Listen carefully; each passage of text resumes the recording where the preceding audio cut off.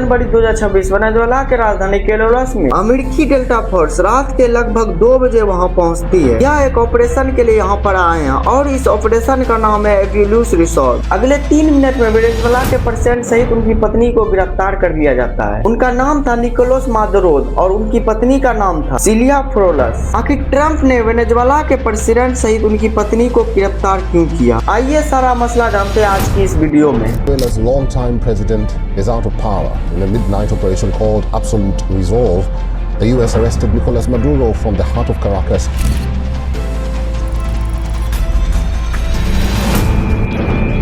पिछले कुछ दिनों में हमने वेनेजुएला में वो होते हुए देखा जो हमने हिस्ट्री के किताबों में पढ़ा है। इंपीरियल पावर जैसे कि इंग्लैंड, फ्रांस, स्पेन, ये सब दूसरे देशों पर कब्जा कर लेते थे। इन्हें सुधारने के लिए जो काम पहले ईस्ट इंडिया कंपनी किया करती थी, उस जमाने में वह काम आज अमेरिका कर रहा है। अब यह दोनों ही अमेरिका के न्यूयॉर्क में इलिसिट ड्रग सप्लाई और वेपन रिलेटेड चर्च फेंस कर रहे हैं। ऑपरेशन के बारे में लोगों को जानकारी देते हुए डोनाल्ड ट्रंप ने कहा कि अभी कुछ समय तक अमेरिका ही वेनेजुएला पे कंट्रोल करेगा। वहाँ के नेचुरल रिसोर्स से लेकर सरकार तक हर चीज पर उसका कब्जा रहेगा। अब जरा सोचिए, अगर चाइना यही काम हम पे कर दे, लद्दाख पे कब्जा कर दे या फिर अरुणाचल प्रदेश पे कब्जा कर ले, तो कोई नहीं बोलने वाला होगा, कोई नहीं बचाने वाला होगा।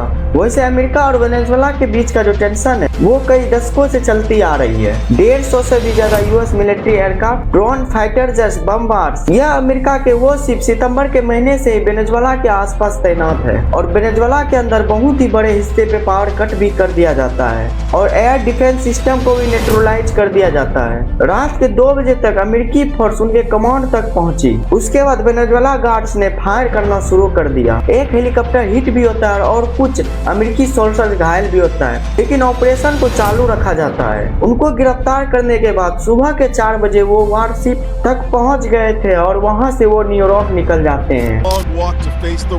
American justice for Nicolas Maduro and his wife Celia.